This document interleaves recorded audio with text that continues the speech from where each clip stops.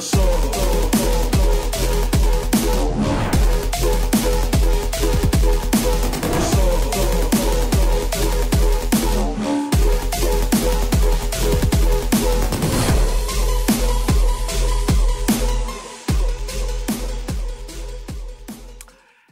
dan selamat berjumpa kembali di Pangeran and Justin Show, talk show sepak bola yang ya gitulah ya. Di Regista nggak perlu banyak ngomong lagi sebenarnya soal bagaimana performance dan juga kualitas dari program ini. Nggak bermutu sebenarnya, tapi entah kenapa lo semua nonton. Dan kalau lo lihat di kolom komen kita, di YouTube kita atau Koci ya, itu kalau iya penonton lama kan paling cuma nimbrung soal apa yang kita bahas gitu kan. Paling ada bercanda-bercandaan, paling Febri dimaki-maki gitu kan. Ya, coba boleh arahin kamera ke Febri, coba. Sini. Nah, jadi buat yang baru nonton, ada orang yang ketawa-ketawa di belakang, siapa? Nggak lucu, jangan ketawa-ketawa. Ini orangnya. Kebetulan yang bersangkutan itu juga adalah project officer dari Regista. Jadi itu ide dia sebenarnya buat ini ketawa-ketawa kayak gitu. Oke, ntar dia akan masuk lagi di segmen berikutnya. Ini adalah sebuah weekend yang menyedihkan untuk Chelsea. Chelsea kalah 1-4 dari Brentford di kandang sendiri. Christian Eriksen, gue sebenarnya pas dia bikin gol terus ditabrak sama Mendy tuh kayak, ini apa serangan jantung lo? Ya enggak, ternyata enggak. Terus Arsenal kalah 0-3 dari Crystal Palace. Ya, jadi sisa Arsenal sama Man United poinnya tuh sekarang berkurang 1 poin. Karena kemarin United seri 1-1 lawan Leicester. Goblok emang United itu goblok, tapi progres ya. Jadi sekarang terkikis 1 poinnya. Kita mulai dulu dari Chelsea. Kalah 1-4, dan kalau lo lihat sebenarnya dia di peringkat 3, peringkat 4 tuh poinnya deket sebenarnya sekarang ya. Ya kemarin karena Arsenal kalah, harusnya Arsenal bisa mendekati dengan selisih 2 poin. Karena kalah jadi tetap 5 poin. Cuman di sini kan kelihatan bahwa dominasi City dan Liverpool itu luar biasa. Mereka punya kompetisi sendiri lah. Dan di bawahnya itu Chelsea untuk gue sangat like rank 3 karena dari sisi squadnya, kedalaman squad itu di atas MU dan Arsenal dan Spurs. Nah, yang bikin gue agak miris itu sebenarnya MU. MU kualitasnya juga bagus secara permainan, oke? Tahun lalu rank 2 walaupun karena Chelsea sama Liverpool ngedrop. Tahun ini datangkan Ronaldo, Varane dan Sancho begitu mal. Semua fansnya berharap menjadi juara bla bla bla. Akhirnya Ole yang dipecat. Ole ini dipecat kan karena performa pemainnya kan. Datang Rangnick, gak jauh berubah juga. Dan gue rasa lu juga sepakat bahwa ini sebenarnya bukan masalah pelatih aja, tapi juga performa pemain, mental pemain ini nggak kelihatan. Gue dari dulu udah ngomong gitu kan lo yang nggak percaya. Iya, nggak. Bukan soal pelatih ini. I mean kalau lu sebagai pemain profesional yang digaji sebesar itu dan pemain kayak Pogba lah, dia itu bisa perform di timnas. Terus dia komplain ya karena posisi gue di timnas sudah jelas, bla bla di MU nggak jelas. Dan Bruno yang ngedrop sebenarnya gue bilang nggak fair untuk menyalahkan Maguire aja karena praktis hampir satu tim ngedrop kan. Rashford yang sangat kelihatan drop banget. Mereka ini gajinya gede semua loh, ngerti nggak? Dan cuma gue bingung, lu kenapa tidak bisa ikutin gaya pelatih, ikutin instruksi pelatih dan harusnya instruksinya cukup bagus kan untuk bisa mengalahkan Leicester. Beruntung di babak pertama itu nggak ketinggalan skor, kalau masih 0-0 kan di babak pertama. Itu gue bilang harusnya kalah, but hal kayak gini kan kita udah biasa di 2 bulan terakhir melihat MU terseok-seok mainnya. Nah, sehingga ya rank 4 itu ya untuk Spurs, MU dan Arsenal. United ini kan kemarin kita itu taruhannya kan Arsenal sama MU siapa yang lebih tinggi posisinya kan? Bukan siapa yang masuk Liga Champions kan? Siapa yang lebih tinggi setahu posisi finish kan? Setahu gue masuk Liga Champions karena gue sempat bilang kalau Spurs yang masuk gimana? Bubar, batal. Oh gitu? Iya. Jadi kalau Arsenal nggak masuk, tapi finishnya di atas MU berarti bubar? Bubar. Aman gue berarti. Aman. Arsenal poinnya sama sama Spurs loh, tapi kekurangan 1 pertandingan. Iya, cuman masalahnya Spurs itu paling enteng ininya. Paling enteng pictures-nya. Justru lawan tim enteng, Spurs kesulitan. Karena mereka parkir bis. Lu lihat, ini persis kasusnya sama AC Milan. Orang bilang, wah AC Milan gampang. Gue bilang, enggak. Gue bilang sampai detik ini, Inter yang juara. Kenapa? Justru lawan tim kecil itu AC Milan kesulitan. Kemarin langsung seri lawan Bolonya. Tapi tetap calon juara kan? calon tapi yang juaranya Inter. Nih ya, jadi sebenarnya dengan kemarin Arsenal kalah semalam 3-0 ke Crystal Palace itu, sebenarnya kalau lo lihat betting odds itu di rumah-rumah taruhan di Inggris, sekarang tuh yang paling tinggi diunggulkan tuh buat masuk Champions di posisi 4 itu Spurs sebenarnya. Spurs. Oh iya, tahu. Karena jadwalnya paling enteng. Arsenal itu paling berat sebenarnya jadwalnya, ya kan? Enggak juga. Ketemu MU apa beratnya? Berat lah. Ya berat itu. Arsenal beratnya cuma 1, ketemu Chelsea. Apakah kita mau bikin taruhan lagi? Arsenal MU yang menang siapa? Ayo. Tapi Oke. Ayo. Oke. Main di Arsenal loh. Main di Arsenal? Iya, nggak apa-apa. Ayo. Apa? Apa aja. Singapura. Ayo. Singapura. Iya.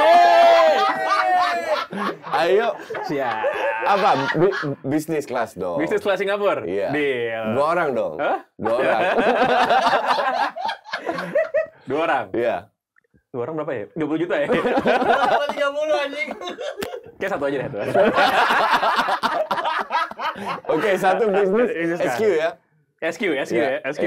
Oke. Kalau ini tuh nggak di ini kan ya? Nggak ditegur OJK kan kalau kayak gitu?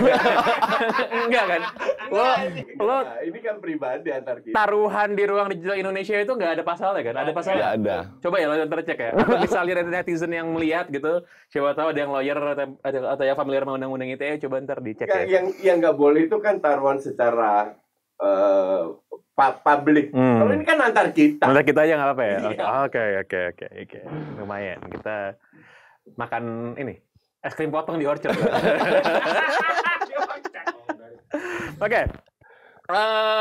Iya, MU goblok sih kemarin ya. Lalu Arsenal juga goblok, Chelsea juga goblok. Tottenham menang 5-1 lawan Newcastle United. Ya, itu sih ada faktor di mana Newcastle menurut gua kan dia gol duluan Newcastle sebenarnya kan. Iya. Gol duluan ya. Tapi emang Eddie Howe tuh sejak dulu sih zaman di Bournemouth sih emang kayak gitu penyakitnya ya. Mainnya very kemarin kalau menurut lo open nggak mainnya? Newcastle. Ya lumayan. Lumayan. Dan gini, Newcastle ini kan mendatangkan 5 pemain. Oke. Yang paling agak lumayan kan cuma Trippier. Gimares mungkin ya. Oke, gue nggak tahu ini pemain. Cuman so far is not bad lah. Yang lainnya kan nggak banget. Jadi Newcastle ini memang. Joelinton keren loh. Ya elah please ya. Ini klub dengan pemain yang mereka miliki itu memang layak tidak terdegradasi, di atasnya lah, di atas dan zona bawah lah. Dan mereka akan berkutat di situ-situ aja, sekali-sekali menang, tidak terdegradasi, tapi papan tengah pun nggak tembus. Jadi untuk gue sih ya inilah kalau orang bilang Spurs dapat jadwalnya ringan, untuk gue justru itu kardus. Karena semua orang tahu yang paham bola itu paham bahwa klub yang ketemu Spurs, kalau mereka bermain parkir base, Spurs selalu kesulitan. Kenapa Spurs bisa menang lawan City berapa kali? Tahu sendiri City kebukanya gimana mainnya. Bahkan lawan MU, ya kan? Yeah. Tapi kalau ketemu tim yang agak bertahan dikit aja, selesai Spurs. That's why gue bilang, asumsi match Arsenal kemarin itu hanya sebuah kebetulan, seperti Chelsea kalah 4-1 lawan Brentford, kebetulan. Arsenal kalau bisa bangkit lagi. Arsenal tuh masih lawan Spurs kan? Belum derby belum kan? Iya. Kalau lu tadi sebut betting Inggris bilang odds-nya lebih gede Spurs yang masuk 4 besar. Untuk gue sih justru mereka melakukan itu biar orang-orang pilih Spurs. Ujung-ujungnya bukan Spurs yang masuk. Kayak nggak tahu aja trik-triknya bet. Karena lu juga pasti lu setuju sama gue. Spurs ini bisa menang lawan tim-tim besar karena mereka bermain terbuka. Contoh paling bagus lawan City. Kurang terbuka apa City? Pada saat ketemu tim yang kualitasnya rendah menengah ke bawah, mereka kesulitan. Nah ini kasusnya sama kayak AC Milan lah. AC Milan juga orang bilang programnya lebih gampang, makanya AC Milan yang juara. Gue bilang justru enggak. Dan kemarin terbukti di kandang lawan Bolonya loh, 0-0. Cuman kalau tadi lo ngomongin betting odds gitu ya, itu sebenarnya kalau di model taruhan Inggris tuh sebenarnya itu malah encouraging orang untuk taruhan tuh bukan yang diunggulkan. Karena kan returnnya lebih gede soalnya. Oh iya. Iya kan. Cuman ini kan masalah. Contoh nih misalnya nih, kalau lo mau taruhan MU masuk Champions League musim depan itu gede banget sekarang kalau tahun buat MU kan. Iya, betul, Baliknya betul, gede iya. banget karena nggak mungkin kan secara probabilitas gitu. Bukan nggak mungkin, lebih Kecil, kecil. iya. Tapi itu akan menarik fans MU. Ini kan permainan psikologis Iya, saja. benar. Apakah lu ambil yang kecil atau lu yang gede gitu loh. Nah, ngomong-ngomong soal Arsenal ini sebenarnya lo sudah memproyeksikan, lo sudah melihat dari jauh-jauh gitu bahwa Arteta ini bukanlah seorang sosok yang bisa dijadikan tempat bersandar. Gitu kan. Kan pada saat orang bilang Arteta in, gue bilang enggak. Karena dia untuk gue sama sekali belum terbukti. Satu, Arsenal itu diuntungkan dengan jadwal yang bukan jadwal, dengan game yang lebih gampang karena tidak main di Eropa. Itu udah ngaruh banget kan. Di FA cepat banget out, lawan Nottingham Forest out ya kan. Di Piala Liga juga cepat out. Artinya mereka hanya fokus ke kompetisi sehingga mainnya cuma seminggu sekali. Kan cukup restnya. Nah, sementara tim-tim kayak MU bahkan Spurs pun masih main di Conference League. Oke. Kedua, kemarin itu kelihatan Arteta beruntung bahwa dia punya 11-12 pemain yang tidak cedera, yang bisa diganti-ganti terus. Nah, kemarin Tierney cedera. Tomiyasu udah 3 bulan cedera, kalau nggak salah belum main, tapi Cedric ya so-sola. Nah, Cedric itu jelek banget. Tierney diganti si Tavares. Itu 2 gol pertama itu salah Tavares. Definitely 1.000.000% salah Tavares. Di sini kelihatan bahwa kedalaman skuad Arsenal itu jelek banget. Yang bertanggung jawab siapa? Arteta sama Edu. Iya dong. Lu harusnya tahu bahwa di bulan Januari lu bisa beli pemain belakang ekstra. Lu loan-kan Saliba, loan-kan ini, loan-kan itu, tapi lu nggak punya, lu beli Tavares pemain kayak begitu, itu bener-bener najis banget kayak. Kalau lu nonton asli itu. Gue lihat golnya Crystal Palace. Wah, parah banget itu. Dan di positioning aja dia nggak paham gitu. Gue nggak ngerti. Gue lihat dia main match pertama doang bagus. Habis itu amburadul. Ini yang bertanggung jawab siapa? Arteta kan. Nah, kalau seandainya ada pemain jelek, lu ganti, at least lu bisa melawan. Cuman harus dikatakan juga kemarin itu semua off. Semua itu lagi jelek. Persis kayak Chelsea semua off. Tapi kalau gue bilang MU semua off, itu kan udah berminggu-minggu MU mainnya kayak begitu. Yang murni Chelsea sama Arsenal kemarin itu benar-benar off day. Sekarang tinggal tunggu kedua tim bisa bangkit atau enggak. Karena Chelsea besok sudah ketemu Madrid. Ini kalau sampai ya nanti Arsenal benar-benar kolaps nggak masuk Champions League, dan KSI gue harapkan nggak masuk memang. Lo segala kecenayangannya coach ini menurut gue, wah gila, dipuja-puja, wah gila lo. Bakar mencan orang depan mukanya dia ntar lo. Gila sih. Sama kayak kalau Ten Hag ke MU. Wah, udah jadi cenayang tuh. Kalau Ten Hag ke MU itu kan cuma 2 pilihan, Ten Hag atau Pochettino yang rame. Tapi ketika kemarin Arsenal tuh lagi winning run, kan menang terus gitu kan, lo masih tetap ragu gitu. Ini nih menurut gue bisa membaca tanda-tanda zaman ya kan. Kalau lo lagi ini kayak coach ini kayak mungkin orang yang tinggal di kaki gunung berapi gitu kan. Dia lihat gitu kan ada binatang lari turun dari puncak gunung, udah kan puncak gunung gitu kan. Tiba-tiba pada keluar semua gitu kan. Orang-orang biasa mungkin nggak ngerti itu apa gitu kan. Dia mencium bau anginnya udah bau vulkanik gitu kan. Coach itu betul. Coach itu kayak gitu. Geser dikit ke Serie A. Iya. Juventus lawan Inter kemarin derby di Italia ya. Yeah. Ini sebenarnya membuat Inter Milan ya masih dalam posisi mengejar lah coach. Oh iya, absolutely. Yeah. Juara. Lo sebenarnya lebih pengen Inter juara ya? Bukan Milan, pengen. I really don't care dengan Serie A. Dari dulu nggak pernah, ngerti nggak? Cuman kalau orang tanya gue di siapa yang juara, gue bilang Serie A, Inter. Kenapa? Satu, kedalaman skuadnya lebih bagus. Kedua, pattern mainnya itu lebih jelas. The problem dengan Inter Milan adalah bukan mereka tidak bisa membangun serangan, bukan mereka sering salah pass, finishingnya jelek banget. Sama nggak jauh beda sama MU lah. MU kadang main bagus tapi nggak menang atau sering nggak harus kalah. Tapi karena finishingnya buruk banget. Nah, ini yang jadi masalah juga dengan Inter. Cuman kalau lu tadi tanya match yang kemarin, itu keren banget. Nah, sekarang ini tipikal Allegri yang membuat Juve terseok-seok ini Allegri. Di babak pertama, yang dilakukan oleh Juve hanya Inter counter, reaction football. Dan mereka dapat counter karena end passing-nya Inter jelek. Berapa kali counter? Gue bilang counternya keren karena very direct, nggak pakai dribbling, passing di depan gawang, finishing. Cuman finishingnya nggak terlalu bagus atau end passing-nya kurang lah. Pada saat tertinggal, all of a sudden berubah. Juve berani bermain keluar.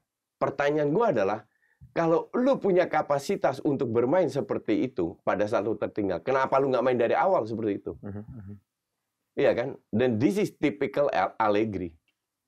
Maka dari itu, tertinggal, lu coba kejar, dan lu kalah. Jadi yang gue bilang ini kemarin itu murni salahnya Allegri.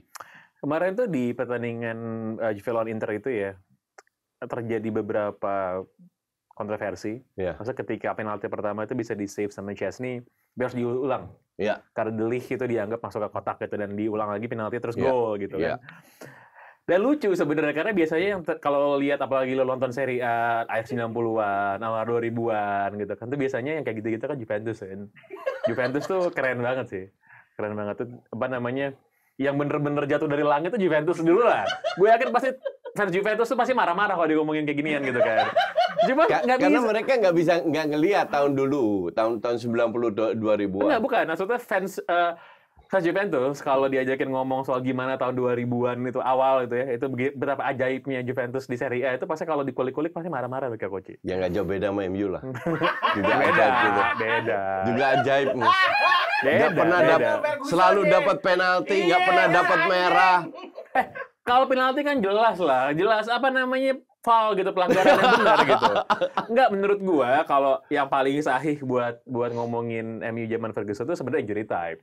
Injury time-nya emang kadang-kadang suka berlimpah gitu ya. Berlimpah. Iya sih. Tapi nggak apa juara, yang penting nggak peduli, gua nggak peduli. Ya Juve juga begitu. Nggak jauh beda. Ya mirip-mirip, cuman enggak lah. Lo kalau lo nonton Serie A tahun 90-an, 2000-an itu, apalagi di tahun 2000-an ya. Itu keren sih, menurut gue keren. Itu Ya karena level keajaibannya tuh keren. Nah, dari ada 5 penalti dari 3 pertemuan terakhir Inter sama Juventus di Serie A, satu lebih banyak ketimbang 29 pertemuan sebelumnya. Nah, dan kalau lo lihat, nah ini gue harus mengapresiasi yang bikin skrip ya, karena dia bilang, apa sih Bang yang kira-kira bakal lo omongin, jadi dia nggak mau kerja sia-sia. Jadi ini gue bacain biar yang bikin skrip senang. Momen yang bikin Inter versus Juve kadang lebih seru bacotannya ketimbang laganya. 1, Calciopoli. Ya, kalau ngomong gini sama fans Juventus marahnya juga kenceng banget. Serius beneran. Marahnya marah banget gitu. Dulu gue lagi di gereja nih Coach lu. Lagi di gereja nih gue, gitu kan. Gue tahu adalah salah satu teman gereja gue fans Juventus gitu. Gue coba nyinggung soal Calciopoli aja. Dia langsung ngajakin ngomong-ngomong serius di dalam gereja nih Coach. Emang menurut Mbak Calciopoli itu yang lo tahu apa? Gitu. Emang kalau tim-tim lain tuh gak kayak gitu? Emangnya cuma Juventus doang yang diuntungkan sama wasit? Gue bilang kayak gila, keren. Level antusiasmenya sama kayak yang lagi khotbah di depan gitu kan. Baru gue lihat. Lalu berikutnya selain Calciopoli itu Carini ditukar sama Cannavaro. Ini Carini siapa ya? Carini, tukar Carini. Carini, kiper Carini. Oh, kiper ya. Itu karena Cannavaro. Sejak tahun 61 gue nggak inget sih siapa itu. Gue ya aja. gue juga nggak inget. Sejak tahun 61 Inter pernah diminta ngulang pertandingan padahal udah menang 2-0. Nah, keren kan? Keren. Dan ada drama Scudetto paling dramatis dalam sejarah di tahun 2001-2002. Ini pas yang dapat penalti itu ya? Bukan.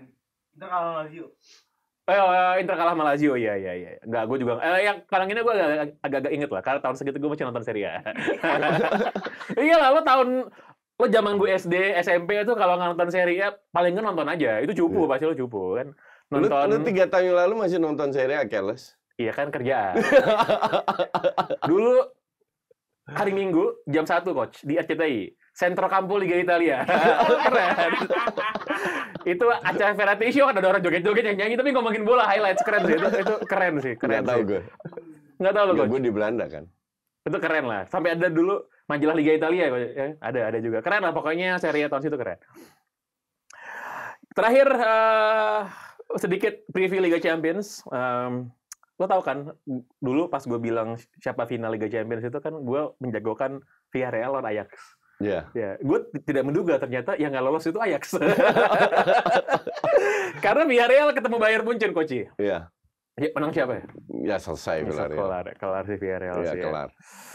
Benfica, Villarreal, feeling gue sih kelar. Benfica lawan Liverpool. Dan 4 besar itu ya seperti yang gue pernah prediksi, Liverpool, menurut gue ya, Liverpool, City, Madrid, dan Munchen. Bayern. Nah, yang Madrid ini kan masih 50-50. Oh, Chelsea kan? Iya. Sebenarnya kalau si Ancelotti nggak usah pengen jadi pahlawan kesiangan kayak pas lawan Barca, everything will be alright untuk Madrid karena Madrid lebih unggul. Cuman fans Chelsea ini kan nggak terima karena mereka nggak bisa ngoceh di YouTube gue, sekarang ngocehnya di YouTube-nya DPI bahwa gue anti Chelsea. Tahun lalu mereka itu kan selalu ngandelin juara tahun lalu, ya kan? Tahun lalu itu karena pandemi kan mainnya cuma 1 match di tempat netral, ya kan? Sekarang lu main 2 match dan lu sekarang akan lihat bahwa kalau seandainya Madrid tetap 4-3-3, nggak dirombak total, bukan Modric jadi orang yang ngepres, si tololnya Ancelotti, itu gue bilang Chelsea selesai. Atletico lawan Man City, Benfica lawan Liverpool. Benfica lah itu ya.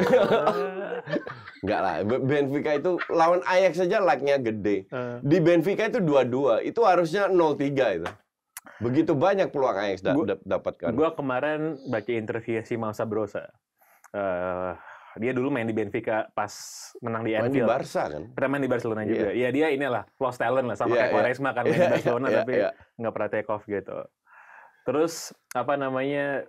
Dia bilang, gue masih inget ketika gue bikin goal away di Anfield lawan Liverpool. Dan Liverpool tuh knockout. Waktu itu knockout dia. Kalah sama Benfica di Champions League juga. Dan gue berharap tuh bisa inilah. Ya paling ya biar seru dikit lah gitu kan. Paling nggak ada satu kompetisi lah. Maksudnya selama mimpi treble ya Liverpool masih jalan, gue masih nggak tenang. Walaupun gue nggak nonton bola sebanyak itu lagi ya, tapi kan males aja dengerin Febri dan gengnya itu kan pada koar-koar gitu kan. Oke, nanti akan kita bahas minggu depan soal Liga Champions tersebut. Gue punya pengumuman buat lo semua. Kalau lo 2 tahun lalu pernah ngikutin Box to Box, itu company gue yang satu lagi ya. Box to Box, football trivia yang kita bikin, itu membuat menantang lo semua untuk menguji pengetahuan lo soal sepak bola secara trivia. Nah, tahun ini itu dibikin dan digelar sama Regista Football Trivia Turnamen yang akan digelar minggu depan, mulai hari Senin. Akan ada sekitar 1 lusin football expert, media, jurnalis, presenter, orang-orang yang ngerti bola yang akan diadu, plus 3-4 perwakilan dari lo semua, netizen-netizen, yang akan disaring ikutan kualifikasi untuk diadu dengan mereka semua. Sistemnya sistem gugur, akan dimulai minggu depan, di live streamingin di channelnya Regista, dan hadiahnya duit beneran. Oke? Peluang lo untuk juara sebenarnya gede. Kenapa? Karena Coach Justin nggak mau ikut. Dia. Jadi biar gak ada yang nanya nih, Coach, lo mau ikutan kuisnya nggak, Coach? Pasti tidak. Kenapa, Udah tahu lah. Kenapa? Ya gue tahu, coba lo jelasin dulu, terus tanya orang soalnya. Ya, untuk gue, yang lu sebut pengetahuan, itu kan sejarah yang semua orang bisa menghafal lah, ya kan? Dan untuk gue ngerti bola itu bukan itu ngerti sejarah bola. Untuk gue bola itu yang lu sekarang yang lu lihat prediksi ke depan seperti apa, itu baru bola. Jadi yang udah lewat untuk gue I really don't care. Apalagi fakta lagi. Siapa yang cetak gol di tahun Champions League final di babak pertama pakai kaos apa bla bla, what a bullshit gitu-gituan untuk diketahui. Ini memang I really don't care gitu. Pandit supernatural. Tidak berbasis data dan fakta. Nggak apa-apa. Memang ada genre sendiri-sendiri. Ada.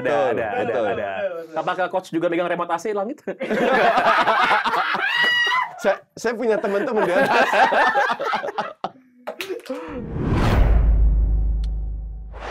Kemarin sudah dilakukan di akhir pekan lalu undian untuk Piala Dunia 2022 yang akan digelar di bulan November di Qatar. Piala Dunia pertama yang akan digelar di Timur Tengah dan juga di akhir tahun, di winter kalau di Eropa. Nah, kita akan melihat satu persatu bagaimana peta kekuatan dari tiap grup yang akan kita bahas bersama dengan pandit supernatural ya, Coach Justin di sini. Ya kita lihat ini grup A. Ini menurut gue grup maut ya grup A ini ya. Karena ini menurut gue grup maut karena semua negara dari grup A ini belum pernah juara dunia soalnya. Ya, ada Qatar, ada Ekuador, Senegal dan juga Belanda gitu ya. Gue sih menjagokan coach siapa coach kalau menurut lo? Kalau gue sih Ekuador sama Senegal kayaknya. Enggak lah. Yang jelas kalau dalam turnamen ini semua tim tidak boleh diremehkan. Lu ketemu juara Afrika, lu ketemu tuan rumah, lu ketemu rank 4 di Latin. Van Gaal bilang 2014 pada saat gue jadi pelatih timnas itu kita satu grup dengan Chili, Spanyol, dan Australia. Australia paling jelek dong. Van Gaal bilang justru lawan Australia kita sangat kesulitan karena mereka mainnya keras sekali. Spanyol 5-0, 5-1. Dan nggak lolos grup kan Spanyol waktu iya. itu. Chili yang lolos kan. 3-0. Jadi kembali lagi di atas kertas, iya mungkin Belanda paling favorit. Cuman harusnya sih nggak bisa meremehkan lah. Kalau semua berjalan normal, Belanda juara grup. Qatar sih menurut gue coach bisa jadi. Maksud gue Qatar ini kan sudah bisa membuat Piala Dunia digelar satu di Timur Tengah untuk pertama kalinya. Karena dan di bulan November juga gitu karena, kan. Ya karena banyak hal maksud gue. maksud gue kalau mereka udah bisa melakukan itu semua, ya buat lolos grup juga bisa lah harusnya gitu kan. No, bisa aja tapi jadi runner up-nya Belanda. Iya. Nanti kita lihat aja. Match pertama itu kan ini kan Senegal lawan Belanda kan. Senegal lawan Belanda baru Qatar lawan Ekuador. Menurut gue sih oke ya kalau match pertama Senegal lawan Belanda itu karena biasanya match pertama turnamen gede itu underwhelming kan sebenarnya kan. Yeah. Karena yang main bukan negara favorit gitu. Dan tuan rumah kan biasanya. Dan ini digeser sekarang Qatar justru match yang kedua. Karena dia mainnya malam. Mainnya malam. Yeah. Jadi kalau nggak salah opening ceremony pas di Qatar Ekuador. Pas di Qatar kan? Karena ada kalau terlalu siang fireworknya nggak kelihatan. Ya kelihatan. Makanya harus malam. Aneh-aneh. Next. Kita lihat ke grup B. Nah, ini gue tweet nggak sebelumnya. Lu lihat pas grup B negara pertama kan Inggris. Lo tahu gue apa? Nah, ini grup B ini pasti grup bengkoang dan terbukti grup bengkoang. Iya kan? Ini keren, ini grup keren sih. Ini grup ini grup paling bengkoang ini, asli. Ini grup geopolitik ini udah banyak yang ngomongin. Jelas. Ya ini grup geopolitik. Dan lo tahu kan, Euro Playoff ini isinya itu adalah Ukraina Wales lawan pemenang antara Scotland dan Ukraine. Ya. Iya kan? keren banget gitu. Jadi kalau misalnya yang lolos Wales atau Scotland, gitu. Ini kayak ini sih. Ini menurut gua kira-kira tuh kayak Indonesia lawan Malaysia lawan Suriname kira-kira gitu ntar. Karena semuanya masih berkaitan semua. Nah, Iran ini posisinya lumayan ini ya, lumayan. Ya dia nonton aja lantaran pada berantem ini kan rekan satu Jawa, namanya rekan serumpun ini kan. Cuman menurut gua Inggris lawan Amerika tuh di 2010 itu Inggris nggak bisa menang loh lawan Amerika. Iya. Seri 1-1 sih siapa Robert Green itu ya yang blow on banget emang untuk kiper. Iran sih ya ini ya apa namanya yang paling lucu adalah kemarin tuh ada pemain Iran Ali Reza Jahanbash kalau nggak salah ya itu yang main di Brighton dulu dia bilang sekarang main di mana? Nggak tahu main di mana dia nggak tahu gue sekarang main di mana Feyenoord pantesan main di ada divisi tahu nah dia bilang tim terakhir yang pengen kita lawan itu Inggris lalu wartawannya bilang itu nggak salah gitu. Maksud gue, lo kan nggak boleh menunjukkan lo takut sama lawan gitu kan. Iya kan. Cuman akhirnya ya udah di pit lah ini. Si Inggris, Iran, Amerika lawan Scotland atau Ukraine atau Wales. Tergantung Ukraine bisa main apa enggak ya menurut gue. Kan bagian itunya aja belum pasti kan. Gue bilang sih Wales yang lolos. Wales, iya kalau Wales lawan Scotland sih iya. Tapi lo bisa bayangin sih. Scotland lawan Inggris gitu ya di tengah padang pasir. Ya, lo bayang gak sih? Lo kan pernah lihat fans Inggris bentuknya kayak gimana kan? Yeah. Gue yakin pasti mereka akan muter-muter tuh kan, pegang botol bir, pakai kain sama pakai kafayah gitu kan pasti kan muter-muter. Gue udah kebayang sih. Kalau soal fans mending Scotland lawan Inggris itu seru kalau soal fans. Seru. Next.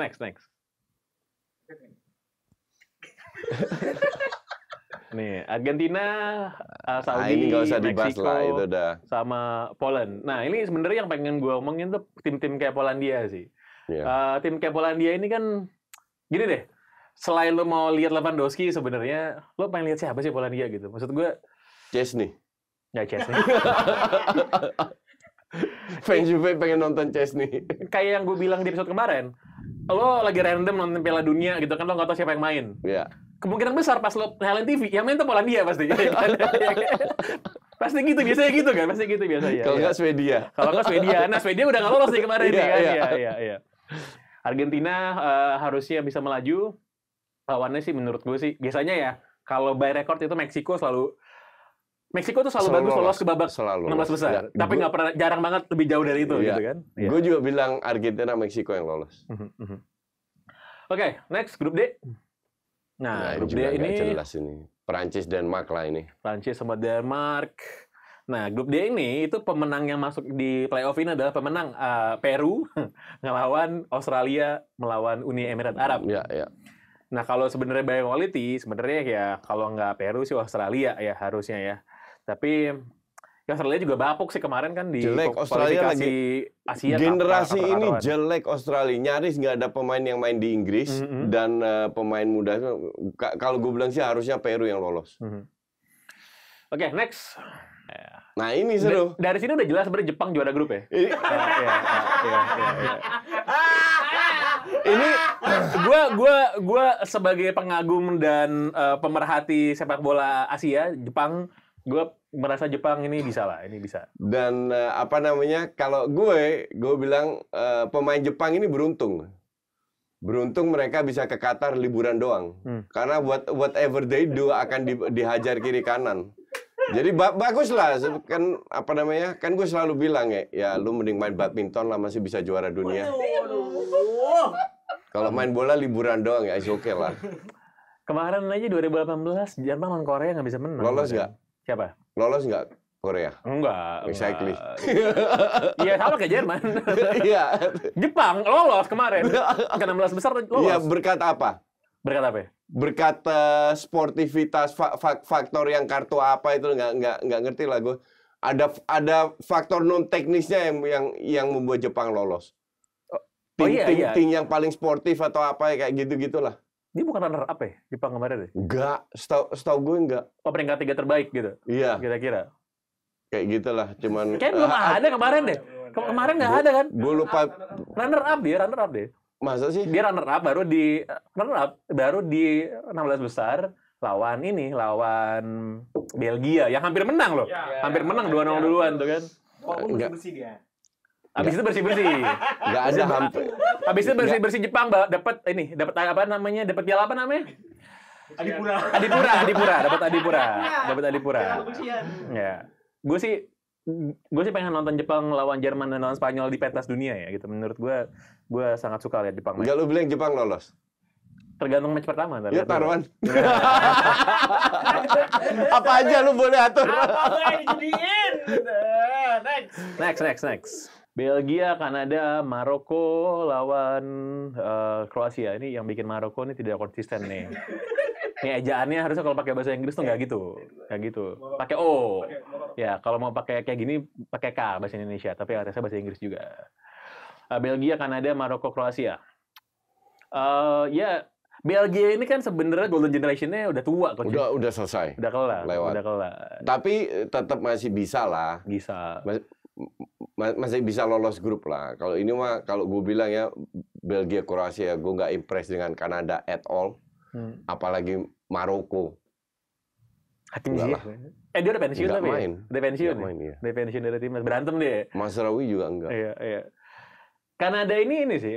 Kanada ini kan dia tim paling bagus sebenarnya di rank 1. kualifikasi kan. Amerika itu rank 3 loh. Iya, betul.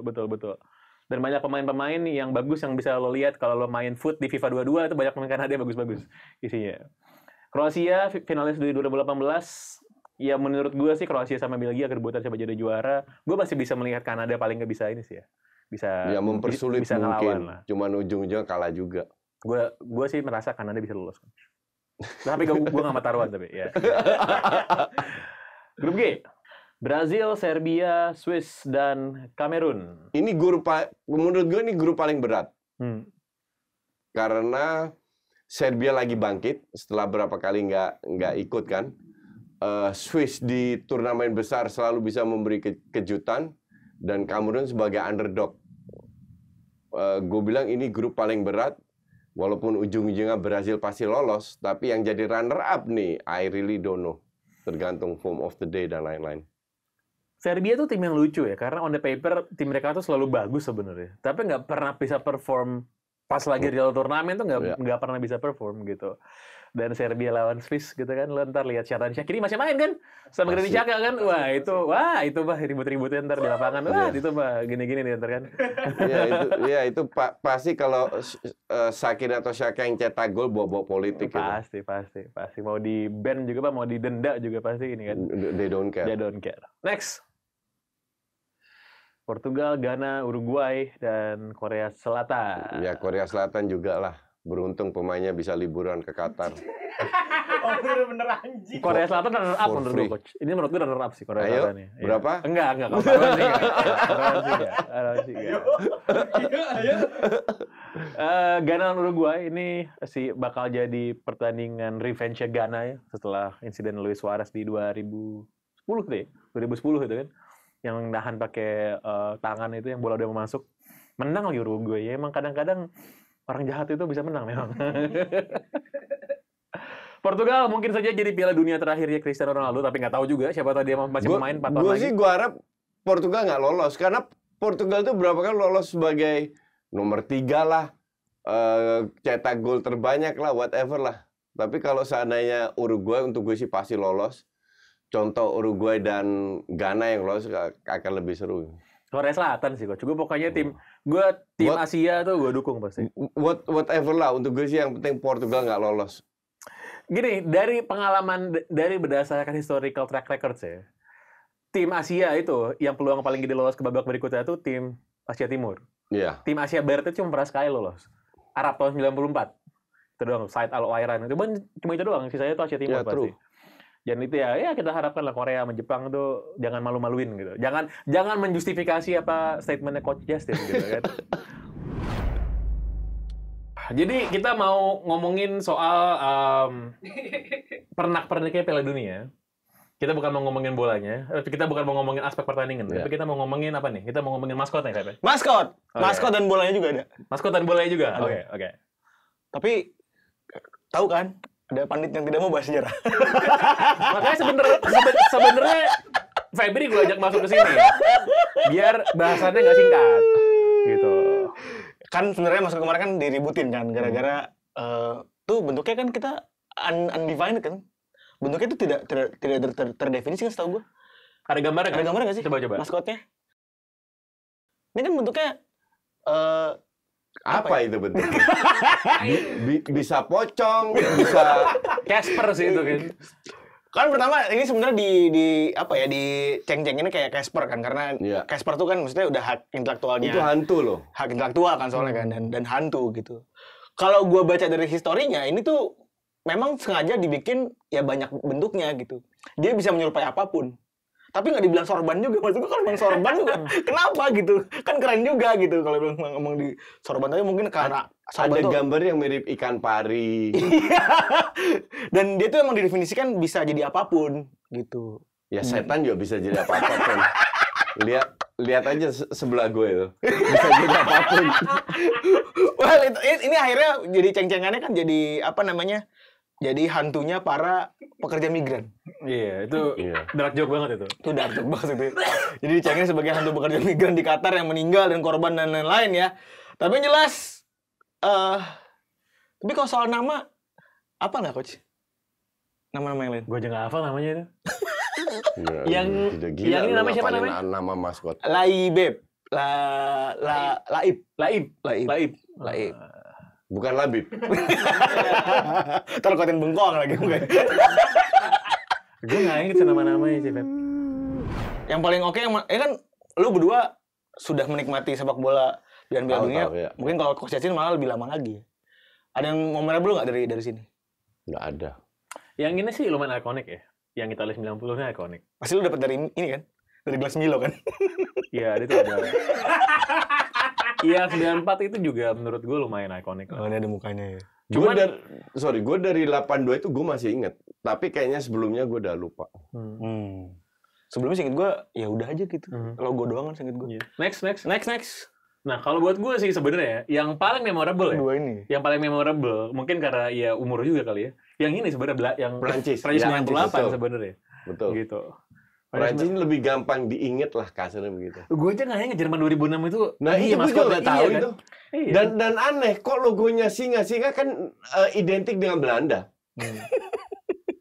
Ini tuh logonya dua nih. Ini sama tuh ini. beruang kali ya? Beruang sama bolanya. Beruang. Beruang. Soalnya kan Berlin kan beruang soalnya ini kan. Oh iya. Iya. Kok gitu bikin beruangnya? Ini namanya siapa nih coach? Nggak, namanya siapa? Itu Nggak Futi tahu, namanya kalau nggak salah. Iya kan Futi namanya kan? Iya benar. Iya Futi kalau nggak salah. Ini Ini siapa? ada 3 ada namanya. Nggak tahu gue. Oh, ini Atonikas. Ini Itu siapa namanya? Marlin.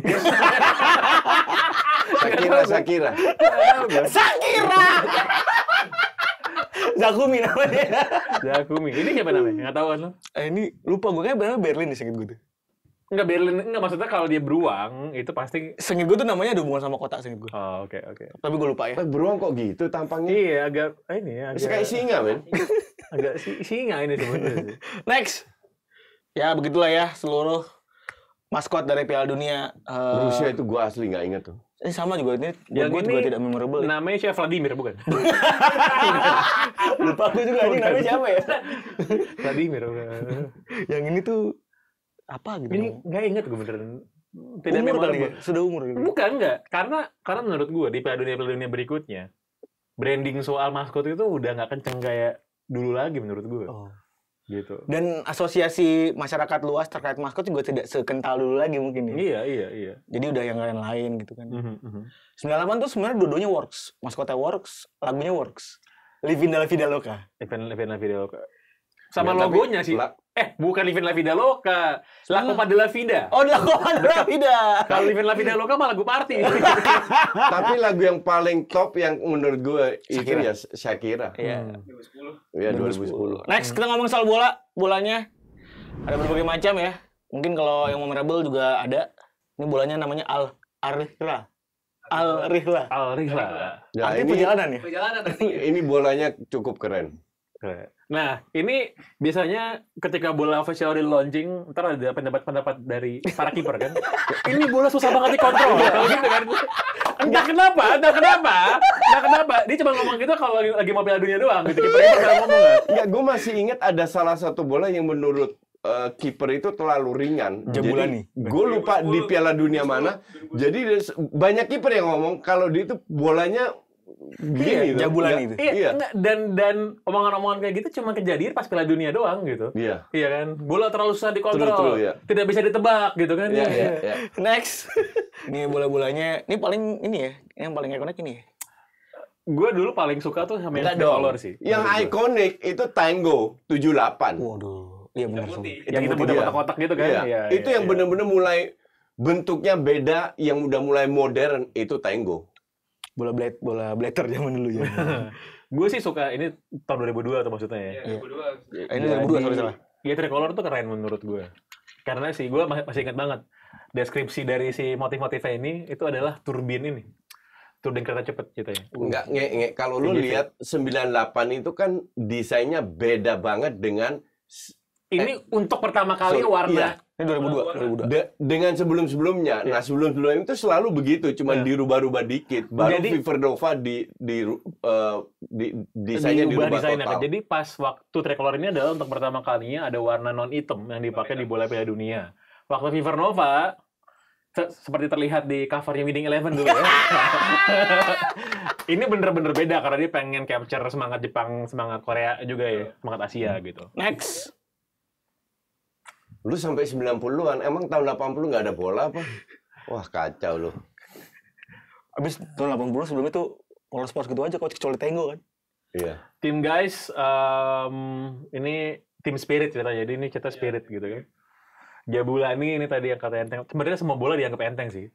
Tapi yang mungkin ini paling kontroversial kan ini kan, karena Iya. teknologinya katanya waktu itu nih tiba-tiba berubah. Berubahnya berubah 180 derajat dari tahun 2008. Bukan karena buatan Majalengka kan? Baru soal itu mungkin normal. Wah, Karena ini agak ngaco sih. Typo-nya 3 sekarang kemarin. Ini 2010. ini copy paste-nya buru-buru banget nih. Mana ini? Ini 2010, 2014, ini 2018 ya. 16. Buru-buru nih. Yang 2018 tuh nggak impresif menurut gue. Nggak keren gitu kan. Tapi Piala Dunia yang mana yang menurut lo impresif dari segala segi, dari bola, dari ini sama turnamennya, di luar siapa yang juara? Siapa yang juara? Bentar. Dari ya 5-10 tahun 5-10 Piala Dunia terakhir.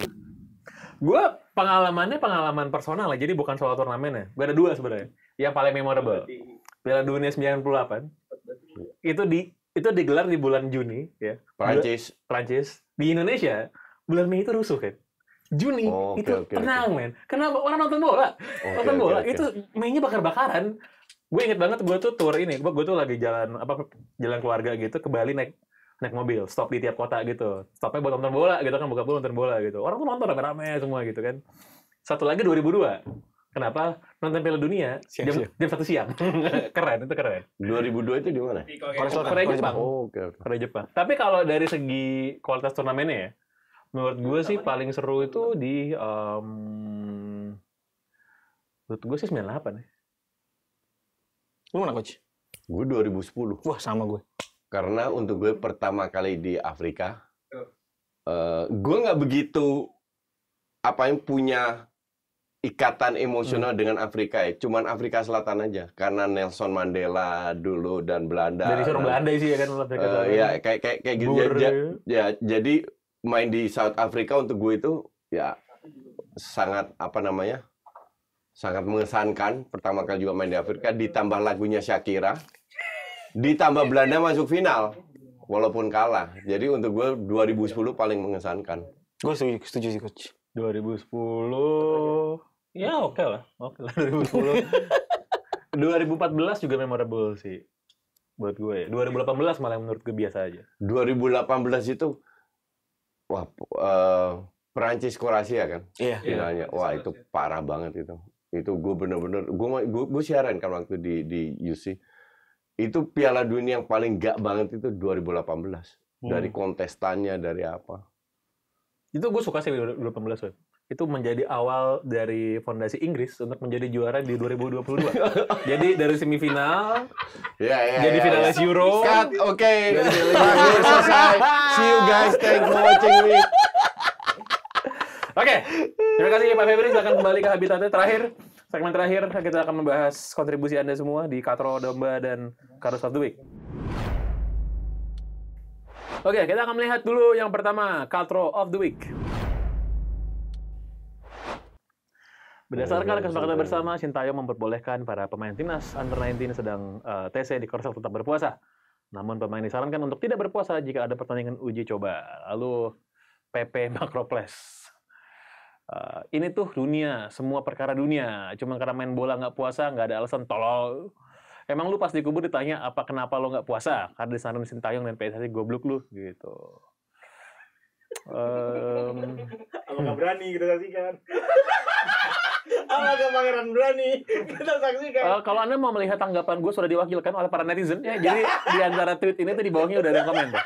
Udah ada yang komen banyak. Gue sih nggak level kasih komen sama orang-orang kayak gitu. Tapi pemain profesional itu kan sebenarnya dikasih pilihan. Dikasih betul. pilihan. Lu mau puasa silakan, Iya, enggak juga nggak apa-apa. Betul. Gitu. Jadi ya PP Makroples next.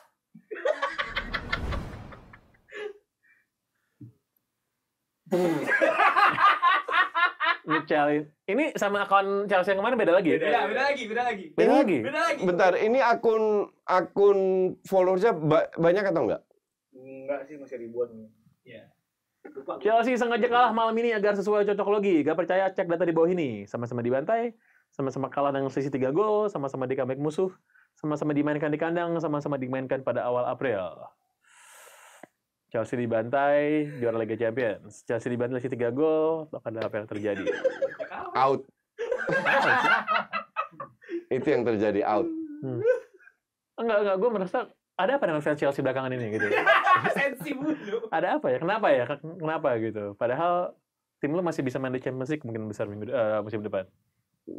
Ya musim depan kan dengan owner yang baru. Gua harap sih mereka merasakan apa yang kita rasakan selama puluhan tahun. Fans MU sama Arsenal sama fans Liverpool. Terakhir, domba of the week. Nah. Kota dengan waktu puasa terlama di dunia, Islandia 16 jam 50 menit. Itu bahkan oke. Tio Avino lo goblok ya. Oke. Kota dengan waktu puasa terlama di dunia. Kota, Islandia, bukan kota. Lo goblok makanya. Perancis 16 jam, bukan kota, lo goblok makanya.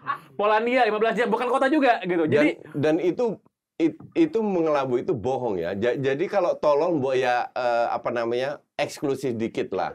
Karena tambah lama jamnya itu tambah ke north, ke utara. Nah, Prancis mana ada Prancis 16 jam, ngerti nggak? Kalau lu bicara terlama itu ada di Islandia, di pucuknya Norway, Finland, itu bisa 20 jam, 24 jam, tapi Prancis sama kayak di Belanda. Jadi kalau lo pengen bikin jokes gitu, kalau lo pengen ngelawak gitu, lo harus bikin struktur jokes lo yang bener gitu. Iya, jadi, betul. Nggak bisa asal-asalan gitu. Terus tiba-tiba lompat. Manchester United 5 tahun, bukan kota juga gitu. Jadi menurut gua Tio Alvino ya at least Manchester masih kota lah, bukan klubnya. Tapi kalau yang 3 di atas itu kan jelas negara. Lu bisa, aduh tololnya kok, aduh ampun dah. Gue bisa sih bikin jokes dengan premis ini, tapi lebih bagus sih gue bisa sih. Iya. Bisa gue. Ini tuh belum. Jadi Tio Alvino tolong diusahakan lagi, belajar lagi gitu ya. Gue lihat si tweet ini kalau nggak salah beredar tuh gue lihat. Gue nggak lihat. Lalu orang-orang itu instead of ketawa, itu dia malah mengoreksi dia. Dan, gitu kan? Dan itu bukan domba of the week ya, enggak. Itu terlalu tolol. Itu terlalu tolol buat domba of the week. Tio Alvino, coba minggu depan lo tweet lagi yang bagus. Kalau lucu, gue kirimin GoPay, oke? Oke. DM lo. Oke, sekian show kita untuk hari ini. Terima kasih, Koci. Thank you. Sampai jumpa. Selamat menunaikan ibadah puasa untuk Anda semua yang menjalankan. Semoga bilang apa sih kalau orang puasa? udah gitu aja ya. Sampai jumpa, bye-bye.